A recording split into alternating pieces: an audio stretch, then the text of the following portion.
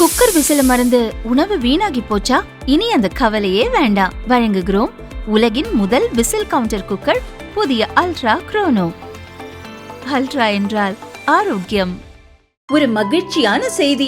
இதயம் நல்லெண்ணெயின் விலை லிட்டருக்கு ரூபாய் 105 குறைஞ்சிருக்கு.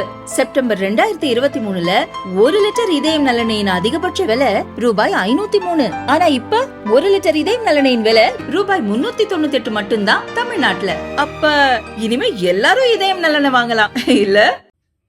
MBBS, BDS உள்ளிட்ட இளநிலை மருத்துவ படிப்புகளில் சேர நீட் நுழைவுத் தேர்வை தேசிய தேர்வு முகமை நாடு முழுதும் நடத்துகிறது. இந்த ஆண்டுக்கான நீட் தேர்வு கடந்த 4ஆம் தேதி நடந்தது. நாடு முழுதும் 21 லட்சத்துக்கும் அதிகமான மாணவ மாணவிகள் தேர்வு எழுதினர். தேர்வு நடந்த அன்று மத்திய பிரதேசத்தின் இந்தூரில் இடி, மின்னல், பலத்த காற்றுடன் மழை பெய்தது. இதனால் ஏராளமான நீட் தேர்வு மையங்களில் 2 மணி நேரம் வரை பவர் கட் ஆனது.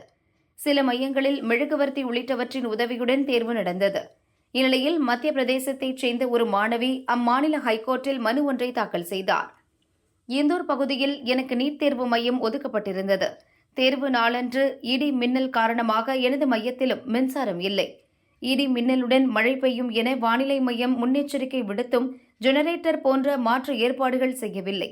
மின்தடை காரணமாக கவனம் சிதறியதோடு தேர்வெழுதும் திறனும் பாதித்தது. எனவே எனக்கு மீண்டும் நீட் தேர்வு எழுத வாய்ப்பளிக்க வேண்டும் என கேட்டிருந்தார். இந்த மனு ஹைகோர்ட்டில் நேற்று விசாரணைக்கு வந்தது. வழக்கை விசாரித்த நீதிபதி சுபோத் அபயங்கர், தேர்வின் போது சரியான சூழலை மாணவ மாணவிகளுக்கு அதிகாரிகள் வழங்க தவறிவிட்டனர். இந்த மனு தொடர்பாக விசாரணைக்கு வருமாறு நோட்டீஸ் அனுப்பியும் எதிர்மனுதாரர்கள் தரப்பில் யாரும் ஆஜராகவில்லை. எனவே இந்த வழக்கில் தேசிய தேர்வு முகமை, மத்திய அரசு, மத்திய பிரதேச மாநில மேற்கு மண்டல மின் விநியோக நிறுவனம் 4 வாரத்துக்குள் பதிலளிக்கும்படி நோட்டீஸ் அனுப்ப உத்தரவிடப்படுகிறது.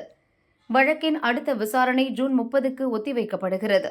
அடுத்த விசாரணை வரை நீட் தேர்வு முடிவுகளை வெளியிடக்கூடாது என இடைக்கால தடை விதித்தும் நீதிபதி உத்தரவிட்டார். நீட் தேர்வு முடிவுகள் ஜூன் 14ஆம் தேதி வெளியாகும் என தேசிய தேர்வு முகமை ஏற்கனவே அறிவித்துள்ளது.